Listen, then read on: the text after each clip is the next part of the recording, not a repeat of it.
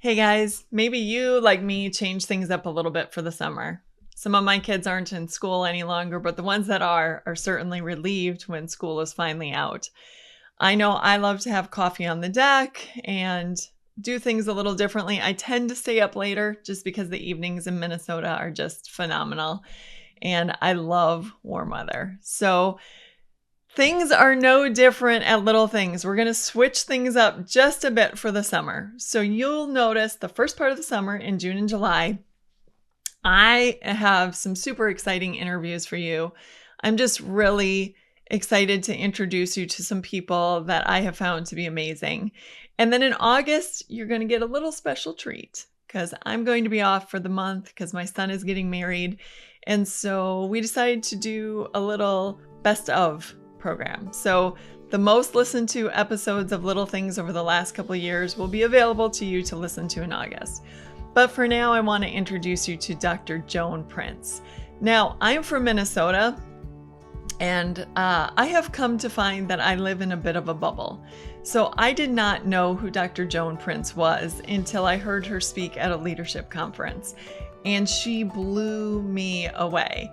And through a series of what had to be God moments, I was able to meet her and then interview her, and I couldn't be more pleased. I am sure that you are going to be just as captivated by her as I was and take away some really important lessons that will really shape the way you do things. So here's Dr. Joan Prince. Enjoy this episode.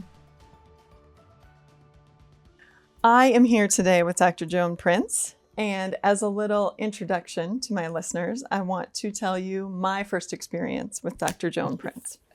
I was at a leadership conference in January where you were speaking. Yes. And the pastor who had put it all together, he came up. This is probably going to be familiar to you. You probably know where I'm going already. But to start off the day, he said, you know, after every plenary, we're going to have a chance for Q&A.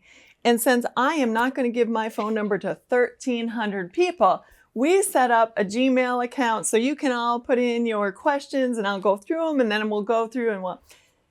So we're all writing this down and we're all going through. Dr. Prince walks in, and this is how I described it to my friends who weren't there. You took command of the stage. Oh. Like you came on, not in a, I'm here, Right, but right. I'm comfortable. I know what I'm doing. How are you all doing? Let's talk. And at the end of your talk, you said, I'm not afraid to give my phone number to 1,300 Exactly. people. It is 260. And here I am scrambling. I'm like, and I looked at the woman next to me. I'm like, I love this woman. So that was my introduction to you. If someone doesn't know you, hasn't met you, what would be your 30, 60-second, this is who I am? How would you describe yourself? I describe myself as Joni from the block. Wasn't born with a PhD, so Joni. Born and raised in Milwaukee, a child of God who's just here trying to make a difference for as long as he has me leased to this earth. That's Joan. You take the skills and treasures God gives you and you make it work. That's who I am. That is beautiful. And that actually makes a lot of sense. As I've read your biographies and different things, I can see that now that that's what you're doing and that's where you're coming from. Yeah. So Nia, my producer, and I were talking before you came because I was telling her I wanted to do a little timeline of where things have come Ooh, from. a timeline, that's scary. Well, because one of the key phrases I took out of your talk at the leadership conference was gospel-centered change. Yes. And that seemed so important to me. But when I look at where things have gone from the Emancipation Proclamation, which was in 1863, and then it took 15 years for the 14th Amendment to give Black people equal protection under the law. And then it was another 2 years before the 15th Amendment gave Black men the right to vote. Exactly. And then it was 1941. We're talking almost 80 years later that FDR, thanks to pressure, opened jobs to everybody regardless of race. Yes. So Black people served heroically during World War II, but were segregated. Absolutely. And, Absolutely. So World War II, they're serving, but they're facing a lot of discrimination. 1954, segregation's illegal in schools, but we all know what happened. That didn't open things up. It did not. 1955 is Rosa Parks. She was arrested for not giving a white man her seat. Right. In 1957, 9 Black students volunteered to leave their all-Black school to integrate into an all-white school. Courageously. And they were met with National Guard. They were met with mobs of angry people. Absolutely. And that's sort of where the civil rights movement started. And that's what you grew up in. You grew up right in that era. Absolutely. In Milwaukee. Absolutely did. Tell me what that was like growing up in that era. You know, it was an interesting time in Milwaukee. I was a young girl when Milwaukee had what they called their riots. What I remember segregation in Milwaukee very well. You do? I do. There was a movie theater in Milwaukee that we sat in the balcony as a little kid. I don't remember doing it for long, but I do remember it. And interestingly enough, my neighborhood was changing. So I remember vaguely an integrated neighborhood, German, Polish, but they were moving out. They were moving out into the suburbs because more African Americans were moving in. There was a teacher shortage. And so they recruited from Black teacher colleges. And that's really how most African Americans got here to Milwaukee. So I grew up in that changing time. I remember well Martin Luther King, the first time he came to Milwaukee, and I didn't understand the importance of him, but he was around the corner from my home. My brother took us, and my brother put me on his shoulders. Your brother was oldest older? brother. Yes, yeah. I'm the youngest. Okay. A youngest sibling, and put me on his shoulder, and I was looking at this man who was standing on an overturned milk carton, talking to the crowd, and everyone was just in awe and just trying to figure out what's going on. Father Grappi in Milwaukee, Milwaukeeans will remember that priest who led the Civil Rights March across the bridge to try to protest segregated housing, segregated jobs. So that's the era I grew up in Milwaukee as a young child. Very well aware. Yes, absolutely. You said something at the leadership conference that I had never heard of before. Okay. You said the brown paper bag test. Oh, yeah. Say what that is. So it's thank goodness it's an archaic way of internally to African Americans looking at each other, and you had to pass not just African Americans but those that were non-African Americans who would allow you in, but you had to be either the color of or lighter than, your skin had to be of a brown paper bag. To go certain places. That is just seems to insane be let to me. into certain places. Yeah. And who decides that? Well, who decides? That's what I mean. Yeah, when who it's not decides? gospel-centered. Right. When it's not gospel-centered, that's where the issue comes in. Yeah. Right? For us and for our society, that's where the issue comes in. You have to look at race, you have to look at equity, you have to look at equality around God's commands and how we bring in all nations. I just love that, the Great Commission. It's all nations. Yeah. So when it's not gospel-centered, those are the principles that others live by and guide themselves by. Okay, so Joan, tell me what gospel-centered change is, because when you were talking about it at the leadership conference, I felt it was something so needed, because so often when we want change, we want to force change. We want to make people manipulate change, but you talked about gospel-centered change. What do you mean by that? So gospel-centered change is really change that's aligned with our truth, our beliefs, our religion, our faith. That's gospel-centered change because that's lasting change. So that's why we call it gospel-centered. It isn't about returning hate with hate. Yeah. It isn't about being the victim. It is about, how do I look at myself through what Christ has said to me, and then how do I go out and help make that change?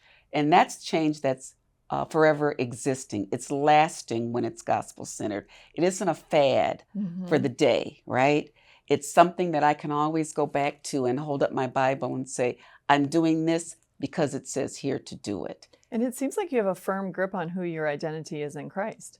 Oh, absolutely. It doesn't matter what the world says. It No, doesn't matter what your boss shouldn't. says. It doesn't matter what someone else says. Your identity in Christ is such that you're valuable. You have... Absolutely. The Great Commission, we're all valuable. Yeah. There's a place here for each and every one of us. The gospel-centered unity ensures that we're embracing everyone in our change and that they're embracing us. What is it? If you walk together with each other, you'll get to the same destination together. If I'm in front of you and you're, a mile behind me, I may get to the finish line before you, but I won't have input. We haven't been able to talk and maneuver along the way. And the guide on that path is our faith. It's the gospel-centered way of making the journey. That's gospel-centered unity. Love that.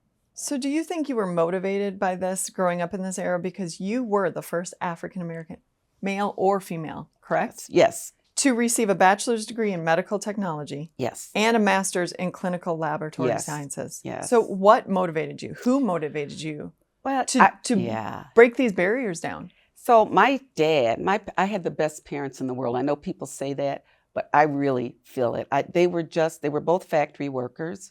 My dad was in the segregated army because the army was still segregated for many years. It was even after 1954. So he was in the segregated army. And they just pushed us. They did not accept mediocrity. It didn't matter whether you were the oldest, the middle child, or the youngest.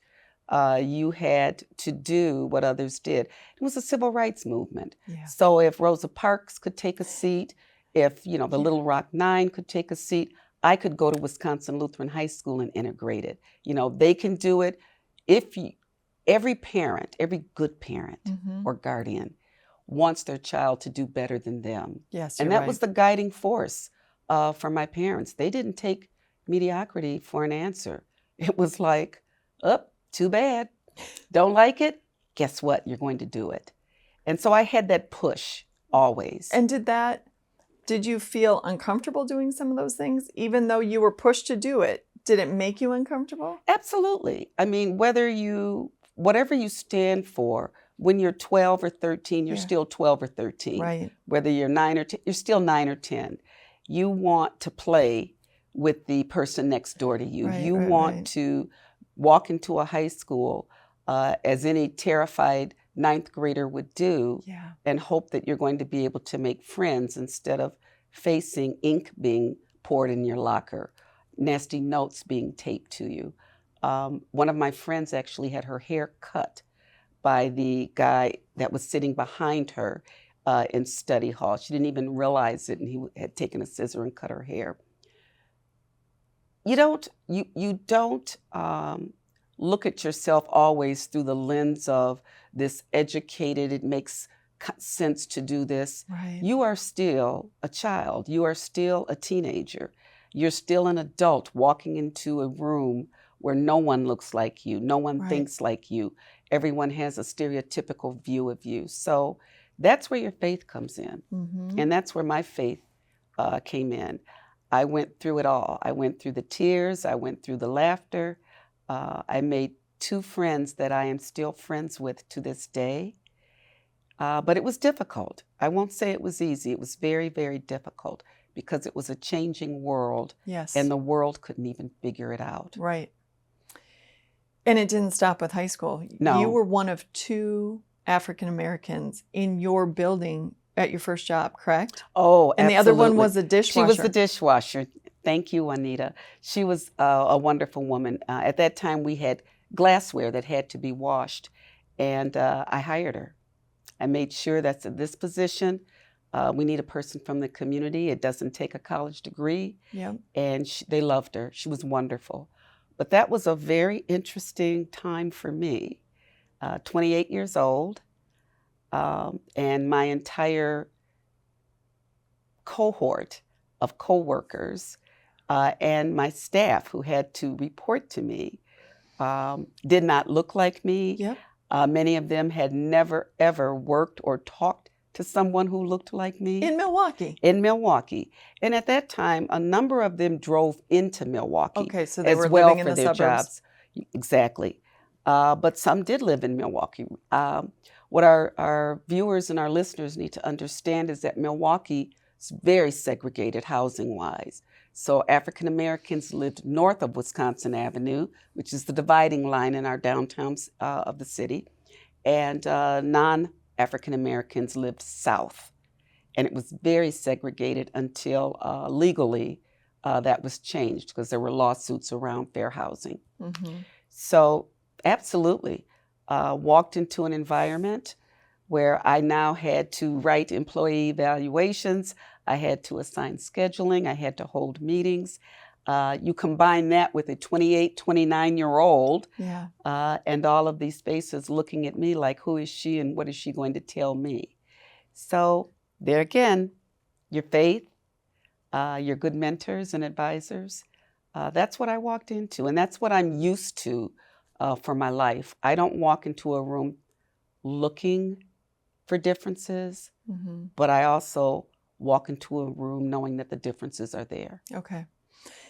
But clearly they saw something in you that they made you a supervisor and that they put you in a leadership position. Yeah. So someone was pulling for you. Oh, yeah, absolutely. There was. And Oh, which is nice that it was wonderful. You have friends somewhere going, no, she is absolutely capable of this position. And I think that's a great point to bring up. Yeah. That you don't walk through life alone. There you go. You never know who might be your advocate, silent or verbal, right? Yes. And I had 3 of the physicians. At that time, the Really? physicians ran the laboratory. Nice. And they were 3 physicians, actually 3 brothers, Italian brothers. They're my friends to this day. And they brought me in for the interview, told me exactly what I would probably run into. Yeah. And they were my advocates for my entire time there. Yep. That's what I'm doing a lot of right now as I look back at things in my life, even Yes. some of the hardest things. Oh, I'm yeah. looking for the ways that God was there. All the time. And you can see them in hindsight, Right. even when they were hard to see at the time. But when you go back and you go, oh, that's where God was. Absolutely. The older you get too, as someone told me, a young man told me this actually a couple months ago. He said, "You're not older, Dr. J. You're a woman with high mileage." So I don't know which one is better or worse. Well, but personally, I love Dr. J. Oh, yeah, they call me as Dr. much J. as the high mileage. I might use both of them. So as a woman with high mileage, I would say, it's easy to look back. It's not as easy when you're going through it. And I tell everyone, I don't know how you live life without faith, Mm-hmm. because there were many times that I just had to keep remembering, okay, God's with me, I can get through this. And there were times when I thought, I can't get through this, right? Yeah. Everything is not easy. Mm-hmm. But that's where you go back to your faith. And that's where you go back to the Italian brothers, so that your faith tells you, everyone doesn't think like this. Everyone doesn't look at you differently. Amen. And you have to try to find that in yourself. And that's where faith comes in. Yep. Constant leaning Yeah. on God.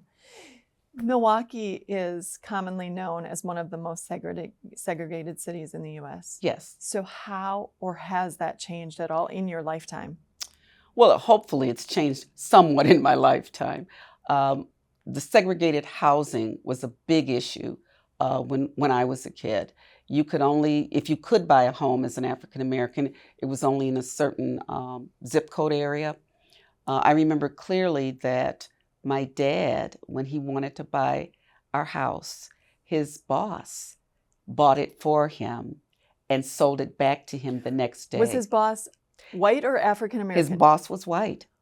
And Oh, he had to God buy bless it. that man. And and bless the attorney, from what I understand, who agreed Really? to make all of this happen. Milwaukee was sad. segregated. And Yeah. what year was that? That was like in the 50s? Oh, that was the 50s, 60s? late 50s. I'm thinking of my age, late 50s, early 60s, early 60s. And that wasn't so uncommon here in Milwaukee. But how is it today then? Well, so how are you doing today? I think we've made major changes. Okay. If you look at our elected officials, just because they're people of color doesn't make it all change. But I would say totally different than it was, thank goodness, back in the time of the civil rights. We still have a long way to go in many areas. Housing is not 100% desegregated.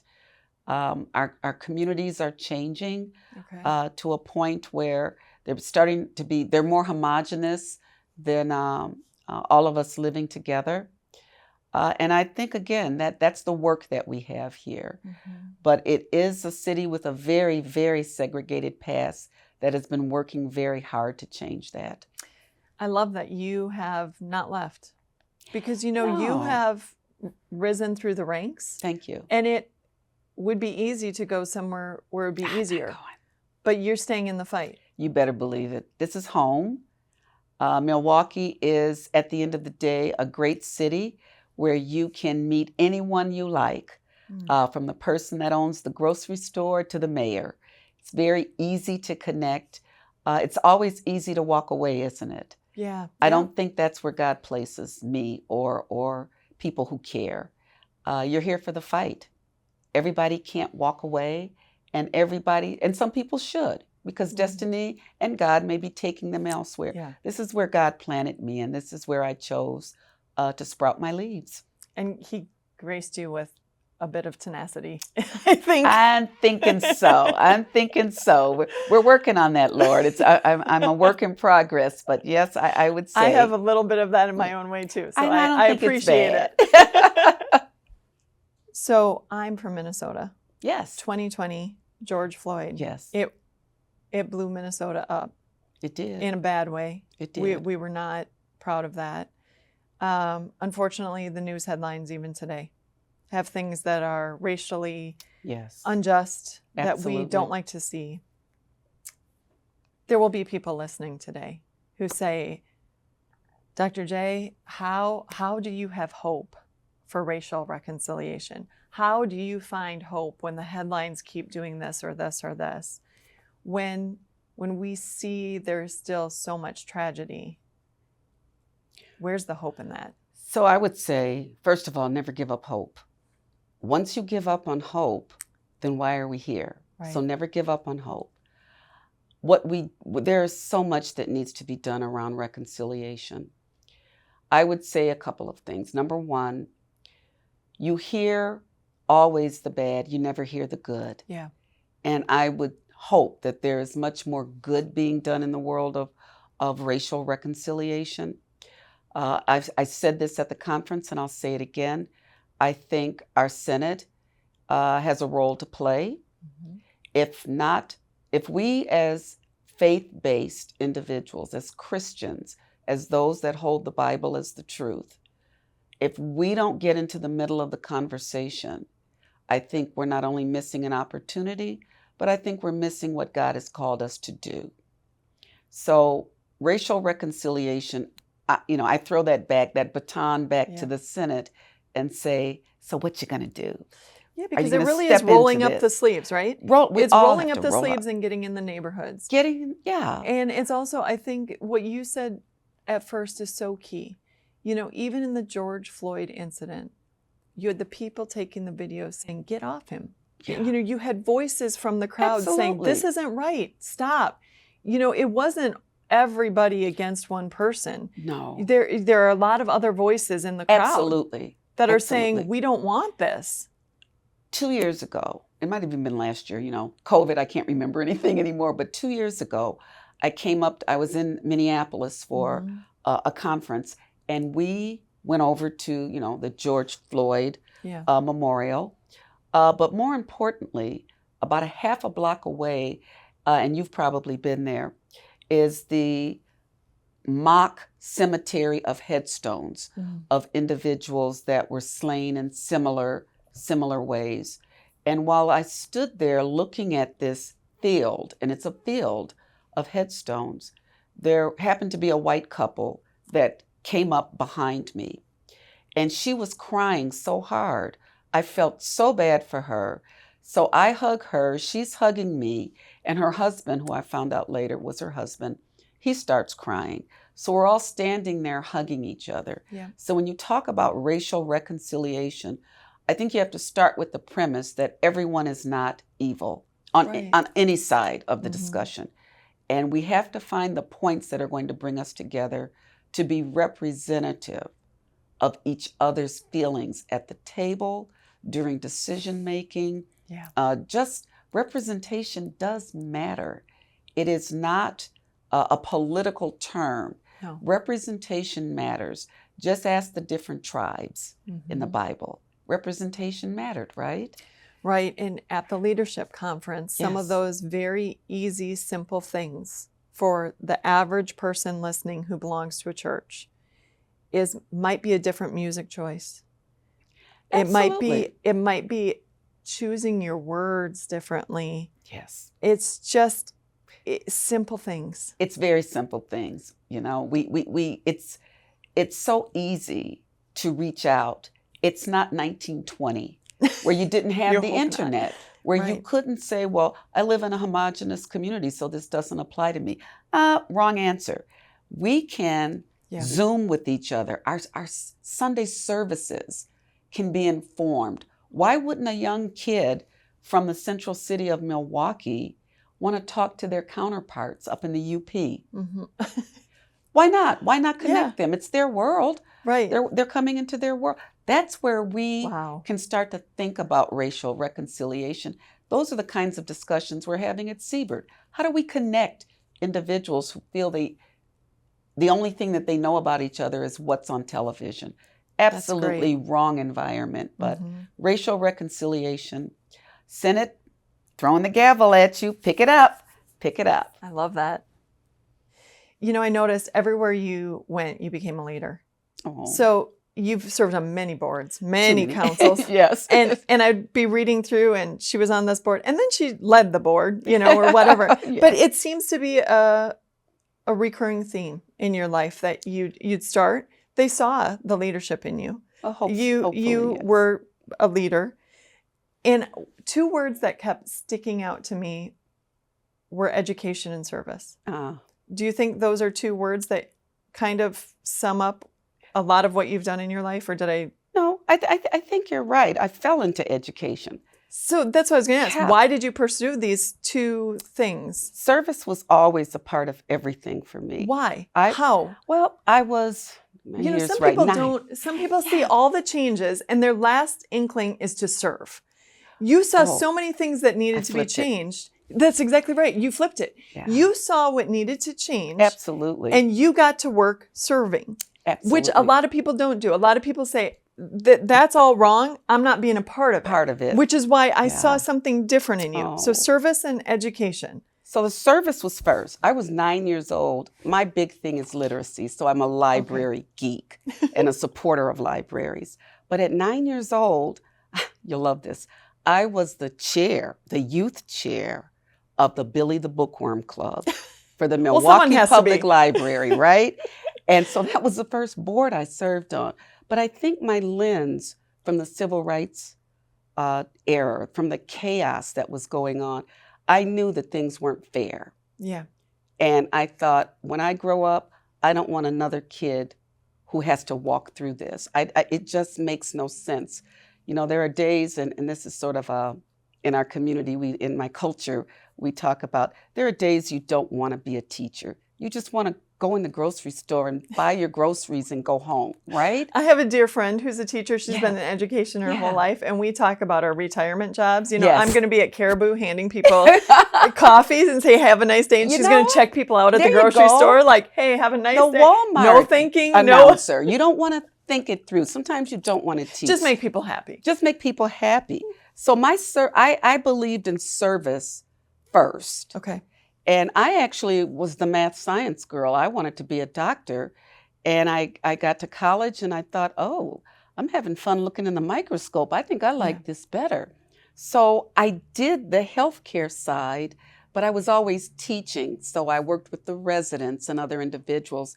and ended up heading to University of Wisconsin Medical School, taught there, and just flipped over to the University of Wisconsin Milwaukee side as vice chancellor. Education is a part of everything I do. So it's not standing in front of a classroom because I did more administration and research, but the service piece, I couldn't think of having a job or a career without each piece of it dealing with service. I just can't imagine that. It's just ingrained in who you are. It's ingrained.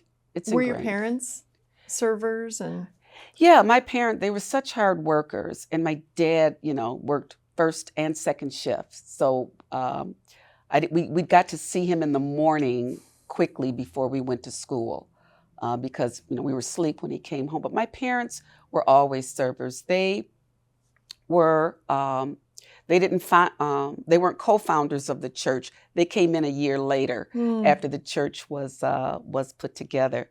But they've always taught us, you give back. You don't hold in. We didn't get very much for Christmas, but what we got, it was always pick one thing to give away. Really? Pick one thing to give away. And my mother would look at us a little crazy if you picked, a piece of candy. Or you couldn't pick the orange. Right.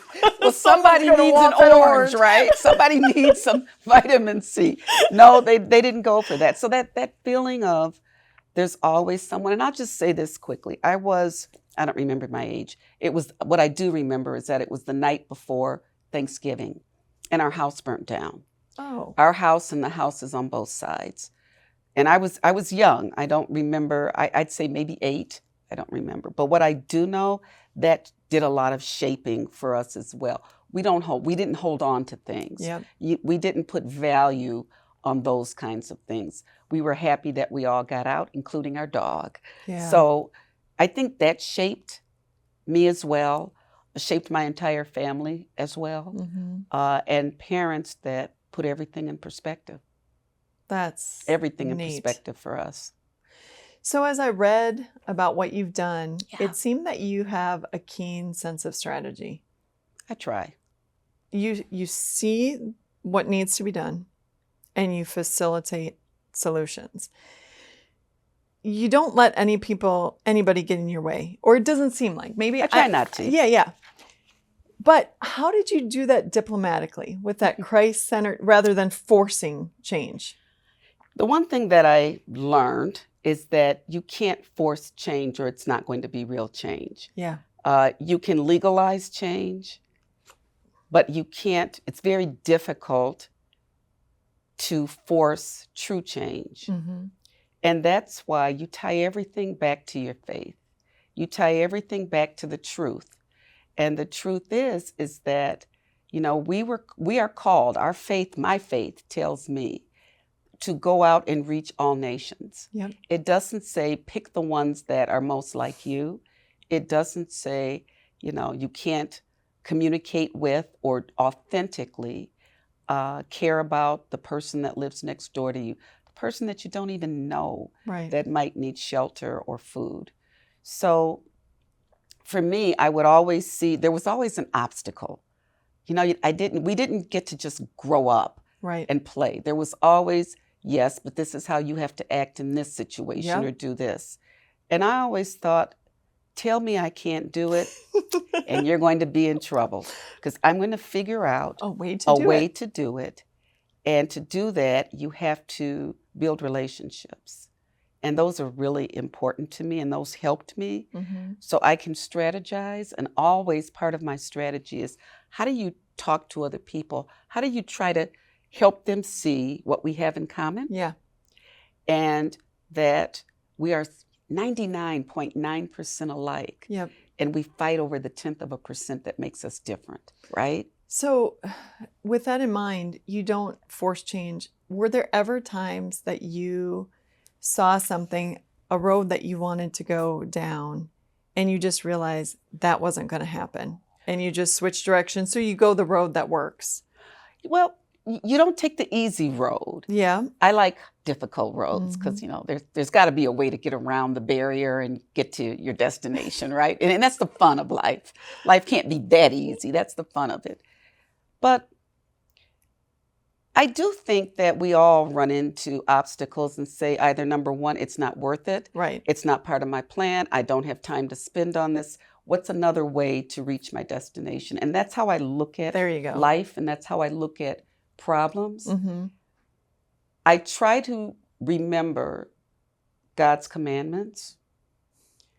And if God says to me, this is what I tell you to do, doesn't always tell you how to do it. Yeah. So I can't take an easy road. I have to take the road that is more exhaustive. Mm-hmm. And if I can't get where I'm going, then I'm like, okay, Lord, we need to talk for a moment. Put your coffee down. I need to have a conversation with you because I tried this and it didn't work. Right. So life is about strategizing through problems. I always say it's about the roller coaster, right? Mm-hmm. You pray as you go up the roller coaster. You get to the top, you're waving and you're smiling. I made it. Thank you, God. But remember, it's always going to go down. Right. So the difficult times drive you down. And that faith helped me with strategies on the way down. Mm-hmm. So you don't give up. You Yep. try to figure out, okay, Lord, how do I handle this? Mm-hmm. We all go through that. That doesn't matter what race I'm classified Yep. by, what gender I'm classified by. That's in all of us. That's in all human beings. And as Christians, Mm-hmm. right? Yep. Our job Yep. is to not only hold on to our fellow Christians, but to the non-believers too, There you go. because they deserve prayer and help like Mhm. the rest of us. Yep. I like what you said though at the beginning when you were saying, sometimes you recognize this fight isn't worth my time, or this Exactly. isn't my fight. No. And the older I get, when I get to those points where I'm up against a wall, I stop and pray, like, Lord, is this my fight? Right. Or is this me wasting time and energy on something that I'm not supposed to be doing when you're saying, hey, that's a dead end because I want you to go that way. Right. And I think too many people sometimes get stuck knocking on a door that isn't meant to open Yeah. for we them do. Right. necessarily. Like, just go around, go You don't this have way. to do it all. It's not all. Yeah. There's a saying in my culture that I say all the time. Sometimes it's not your water to carry. Yep. It's not your That's a water to great one. carry. Mm-hmm. And you have to think, I think that's how you grow, how you mature in life, how you Yeah. mature as a Christian. Is this my water to carry? Maybe it's Amber's water to carry. Mhm. Maybe Yep. it's Joanne's water to carry. It's not mine, and it doesn't have to be me. Right. But that's how you learn. And I do think that comes with maturity. It does. Because when I was younger, I was like, Oh, please. keep beating down the door, well, it's shut, but yeah, I don't have the Yeah. same energy I had before. Well, now I understand that. So in 2012, you were Yes. appointed as a delegate to the United Nations. Yes. Tell us about that experience. That was, I would say, one of the highlights. I can only imagine. To actually occupy the United States chair in the General Assembly of the United Nations, and the weight of voting for the U.S., for standing up in front of 195 plus other nations to get them to see our points of view, to the relationships that I built, Yes. to just understand that talking across, it didn't even matter. We had, there are a number of people where English, even though it wasn't their first language, they tried and we still couldn't understand each other. But I will tell you, signing, like we'd go to lunch, we'd go to dinner, we'd figure it out. Yeah. And I kept thinking, if we can talk to each other as ambassadors, what could our nations do together that would be so powerful, right? So it was fabulous. I loved, and I'll say this quickly, but I love to tell the story. When the White House office of the president called me to set up the appointment, I was standing at an Amtrak station, and I thought it was my brother playing a joke, so I hung up on them. You did not. Oh, yeah, I did. It was so much fun. I hung up on them because I thought it was my brother. They call right back. And they go, Dr. No, this Prince, is the this really isn't Eugene. We don't know who Eugene is. This is, so here's the number and call us back. And I'm looking at this. So it was them. So just the whole process was interesting. But The day I was sworn in, I can't even imagine, I can't explain in words just the feeling of, swearing that you are going to uphold ABCD, so help me God. And it was just wonderful. It was wonderful to represent our nation. And it was wonderful to be able to do it, I think, from a gospel-centered lens. Yeah. Because there were some points that they wanted me to speak on that I refused because I didn't believe it. And I will say that the administration was wonderful. They said, fine, if you can't morally or ethically say this, then they had one of their staffers do that presentation. So there were, I can't say what they were, obviously, because of security, but there were some things that I just refused to say, and they stood by me. How long did you serve? I only got to serve a year. Okay. Got to serve a year. It was, to get on a plane and travel internationally. So does your life back here have to get put on hold? So do that's you leave really a good job? question. So no. So I want to thank my chancellors and everyone in the UW system because it was hilarious. So I told Mr. President at that time, so Mr. President, I don't think my job is going to let me do this. And I'm not wealthy. I need my job and I need my pension that will come later. Right. And he laughed and he said, don't worry about that. We'll have a conversation with them. And they were fabulous. They put my job on hold. I was able to call in when I could call in. They worked with me. I brought students out to the UN faculty. Oh. It was wonderful. And I'm so appreciative of the support that I received locally and internationally. It was great. Yeah, it sounds like. So you moved from here to New To New York. Mm-hmm. And you stay there the entire year? Yes, absolutely. Wow. Came back and forth when I could. Uh-huh. But what an experience. It was. How did that change you? It changed me in a number of ways. It helped me see that relationships really are the key when it comes to not only, I'm not a minister, so I'm not a pastor, so Mm-hmm. I don't think I preach the gospel, but what I do is it guides how I act with people Mm-hmm. and how I hope that they will respond back to me.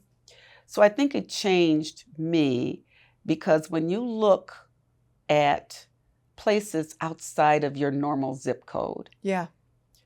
we're all God's children. Mm-hmm. And it was wonderful to see people in their native dress, speaking their native tongue, but they'd come into, if I'd invite them over to the U.S. Building, they'd come in, I'd have my Bible on my desk, and other things to realize how similar we are. Yes. And it helped for me in many ways affirm my life Mm-hmm. and how I approached it, eliminating stereotypes. It really changed me. I am so appreciative of that experience. I don't think there's any way I would have been able to connect with so many different people from so many different nations. And even those that weren't totally faith-based, Mm-hmm. it was an opportunity to show them what faith can do. Yeah.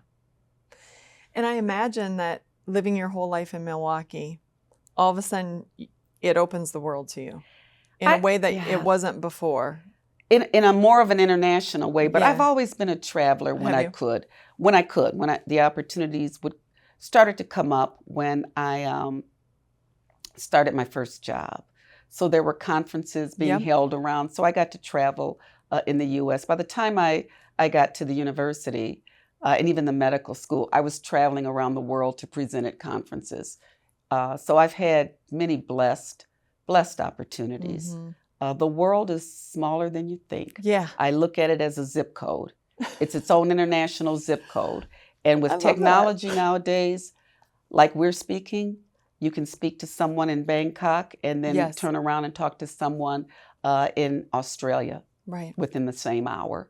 So Mhm. it's a great way to just spread gospel-centered unity. Yep. And how much easier is it to do it today than it would have been 50 years ago? Right. Oh, for sure. So for somebody who doesn't know what the Siebert Foundation is, Oh, so Siebert. you're a big part of the Siebert Foundation I am. too.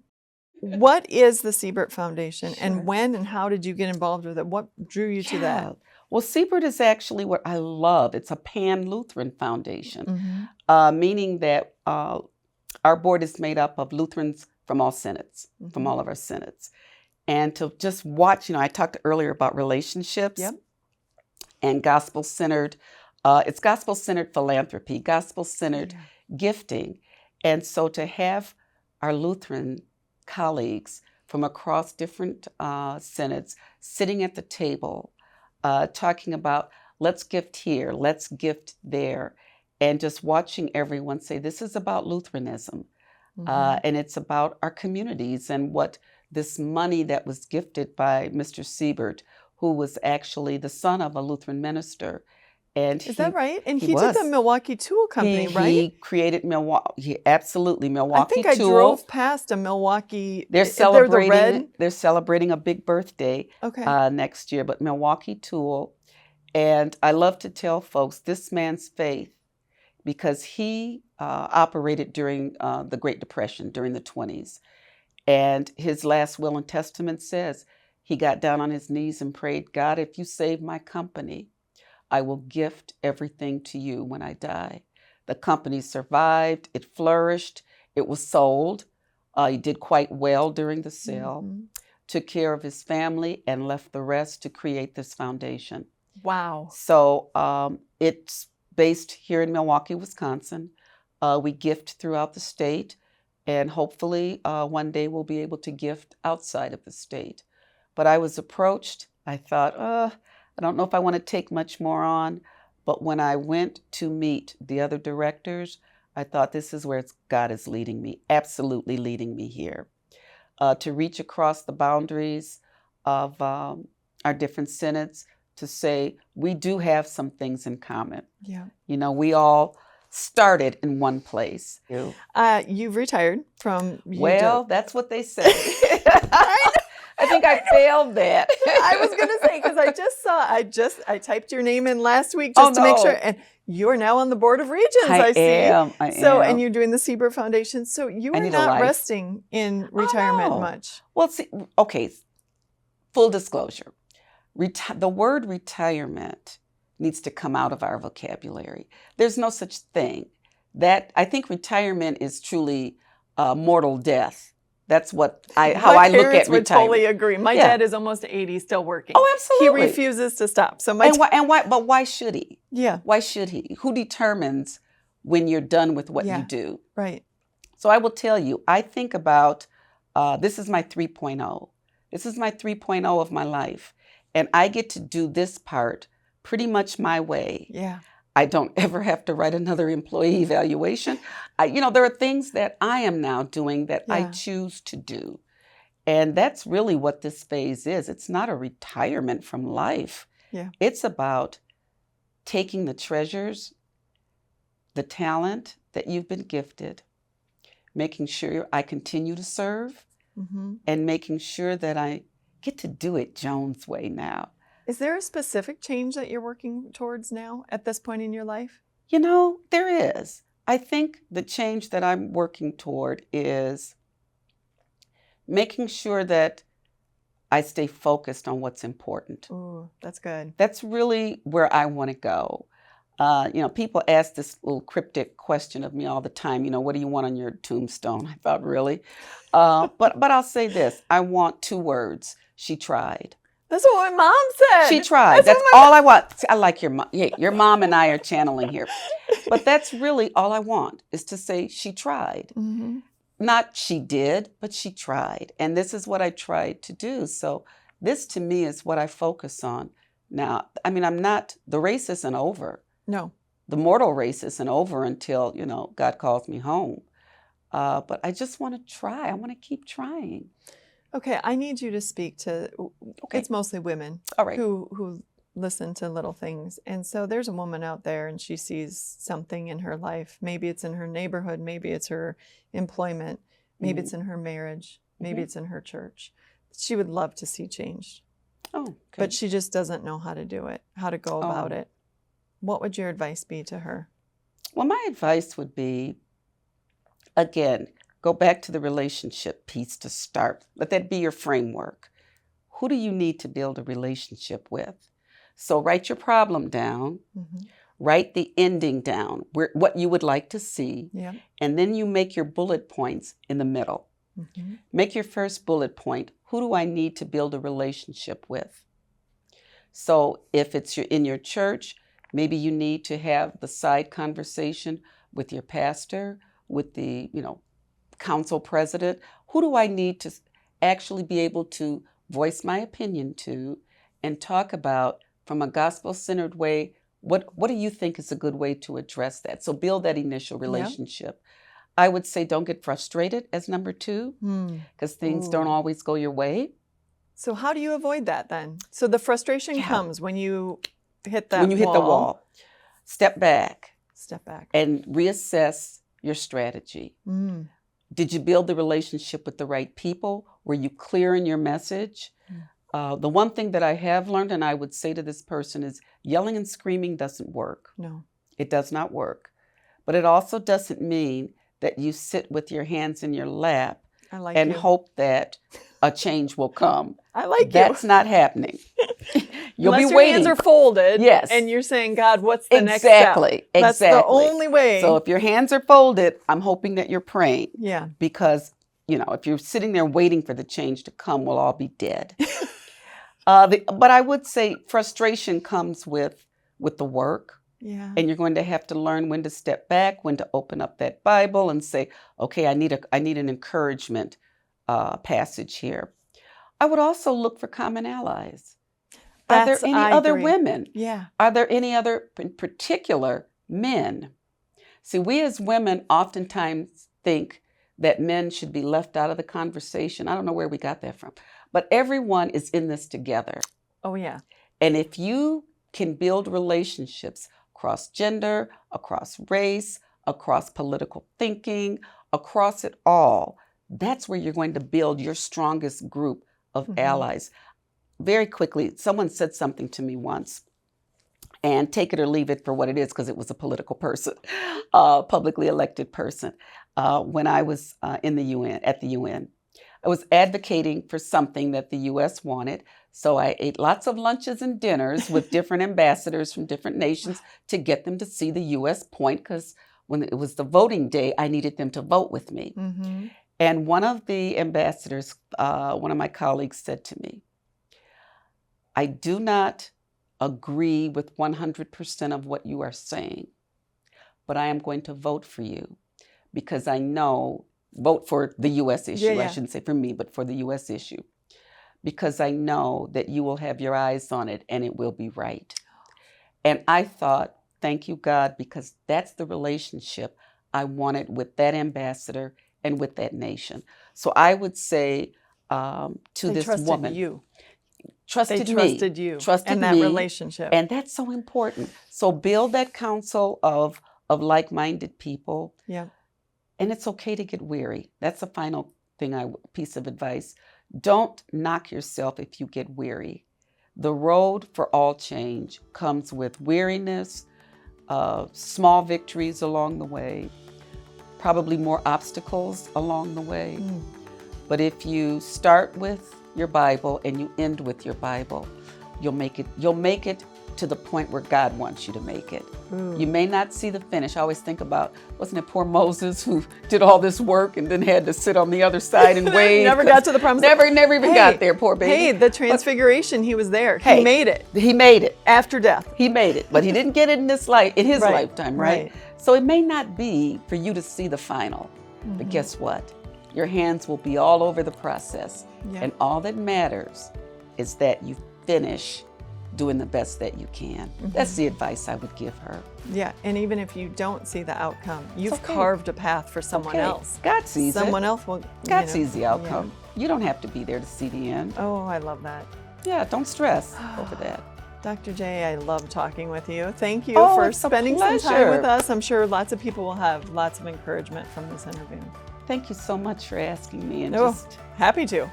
Anytime you call.